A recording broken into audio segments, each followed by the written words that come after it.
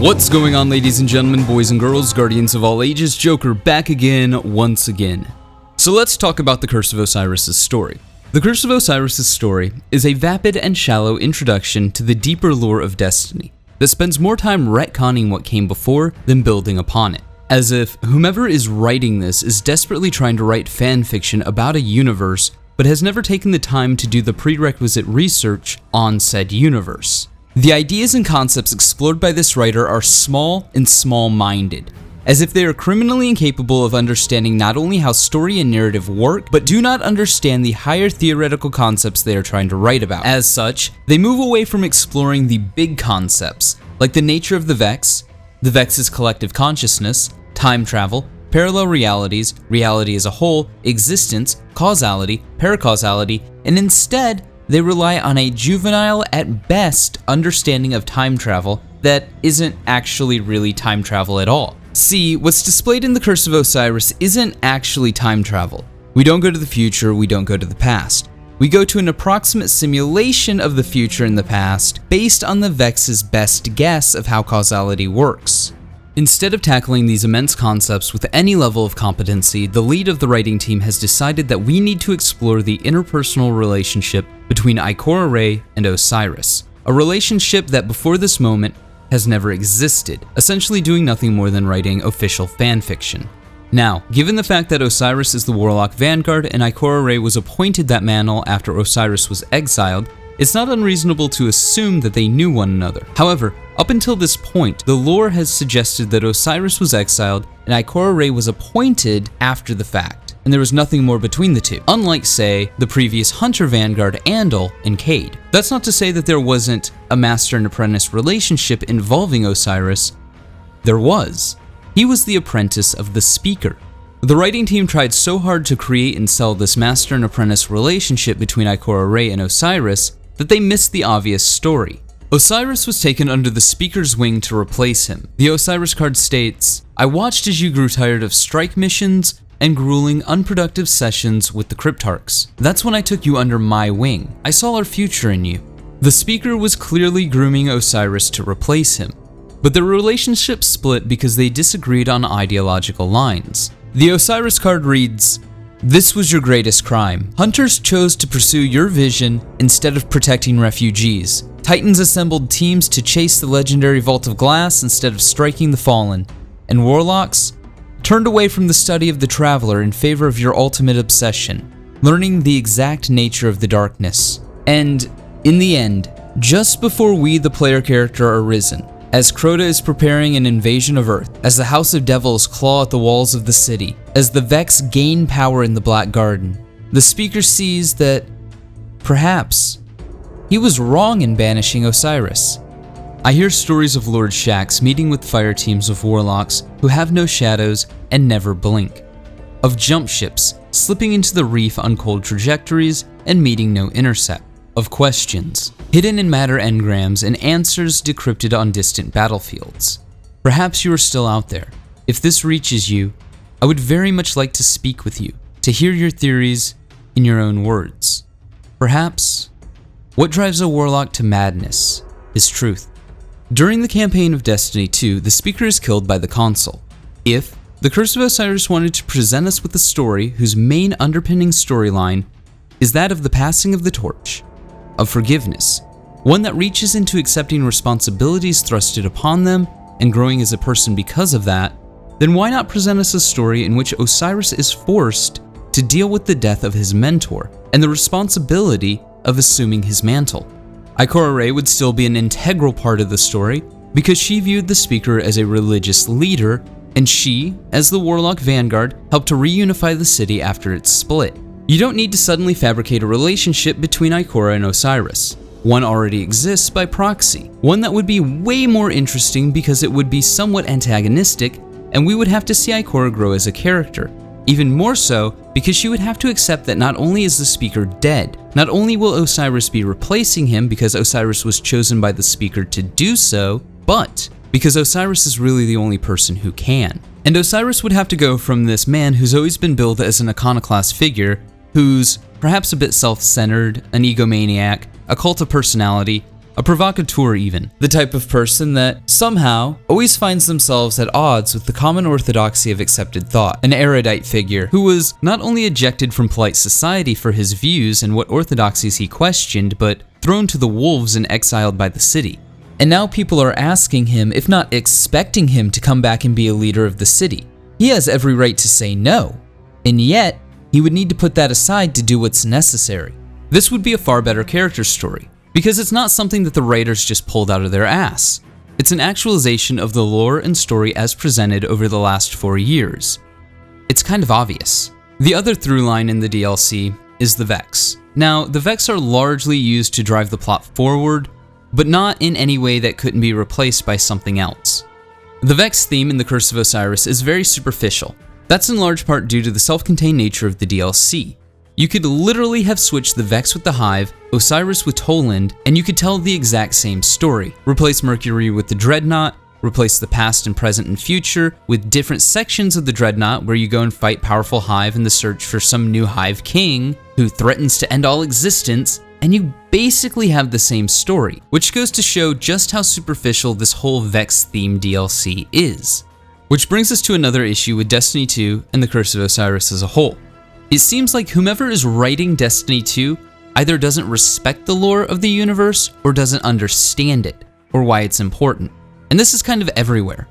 Look at how Brother Vance went from a blind warlock mystic who served Osiris as emissary to the Queen and ran the trials of Osiris to nothing more than a slapstick character.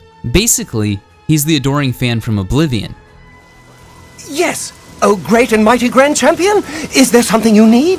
Can I carry your weapon? Shine your boots? Back rub, perhaps? Golly, you're the best!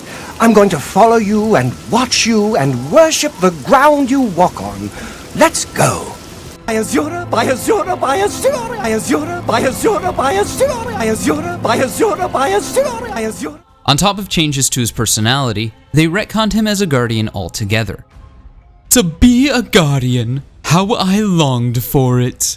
This piece of lore reads like somebody didn't bother looking into who Brother Vance was as a pre-established character, and then when called out on it, decided that they could fix it by writing a paragraph and slapping it on a weapon that should have given us more lore about the Stranger's rifle, and no time to explain. As the model of the weapon, unlike most other weapon models that are reused ad nauseum in Destiny, is unique to things pertaining to the Exo-Stranger.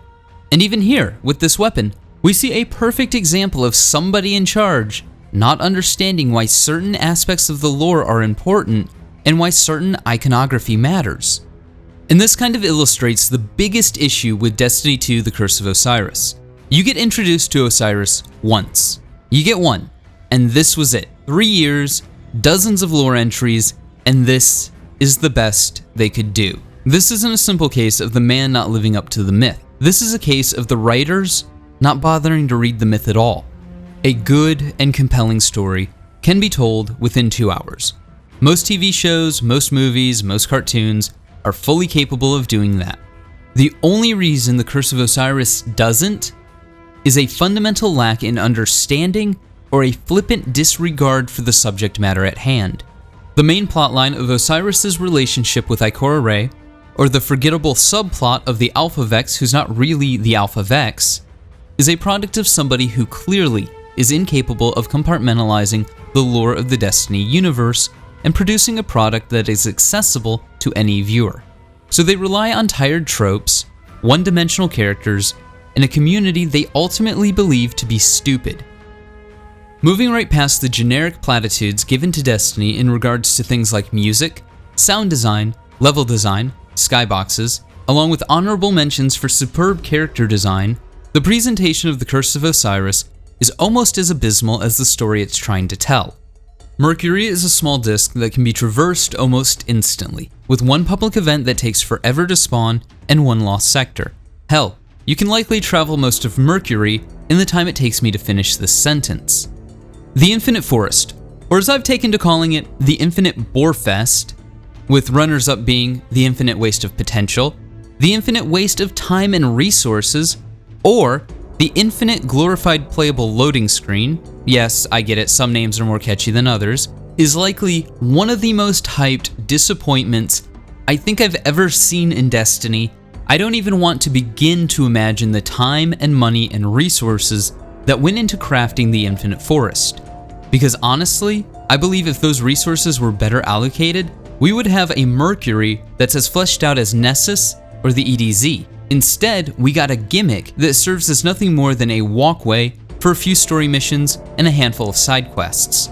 Oh yeah, and 2 strikes. And the 2 strikes are ultimately the only thing that the Infinite Forest is going to be used for by the vast majority of the population after, I'd say, next week, when most people have finished grinding out some of the most unimpressive weapons I've ever seen added to Destiny.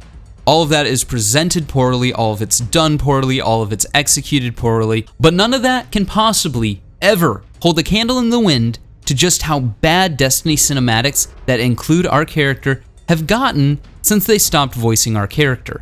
If you ever wanted to see Destiny presentation at its worst, ladies and gentlemen, boys and girls, guardians of all ages, I present to you the most awkward cinematic Bungie has ever created.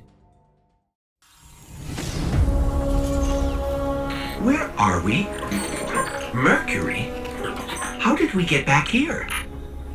The last thing I remember, we were in the EDZ. We found that device and then, wham! Oh, I feel so strange. Like someone's rearranged all the furniture in the house, except the house is my brain. All right, look, I never thought I'd have to ask this, but who else has been inside my head? Accessing memory core. Huh, you've been busy. Correction, you've been busy without me. I don't know how I feel about that. Wait a second, there's something else in here with me. Encoded holo images. Big ones, definitely Vex. Look, I can't decrypt those files, or open the gate. We need backup.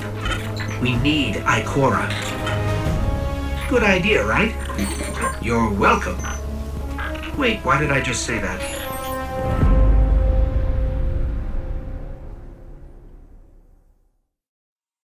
This cinematic really does demonstrate how bad the storytelling in Destiny 2: The Curse of Osiris is. We could get into the minutia, we could talk about every single aspect of the Curse of Osiris and its shortcomings, but really, seeing is believing. This is just awkward. It's bad. It's uncomfortable. And even on a technical level, if you're going to have a silent protagonist, form the cinematics and story interactions in a way that doesn't require us to talk. This right here requires an entire fucking two-way conversation. The cinematic plays out like they filmed it with our character speaking lines and then remove those lines. And you look at something like this, and it slowly starts to dawn on you. Everybody in a management position at Bungie is fucking stupid. Categorically so. Because it doesn't take a cinematic master. It doesn't take somebody who's been working in concept art or storyboarding for years to tell you this is wrong. You don't need to be classically trained in the arts to know this is wrong. And yet, somehow, some way, somebody wrote this. Somebody drew this. Somebody storyboarded that. Somebody presented this. Somebody okayed this. Somebody produced assets for this. Somebody choreographed this. Somebody mocapped this. Somebody recorded voiceover for this. Somebody decided that it was quality enough to ship. Not only are these people in charge of making decisions at Bungie, but they are being paid to do so. But, like always, ladies and gents, boys and girls, guardians of all ages, those are just my thoughts. Let me know yours in the comments below.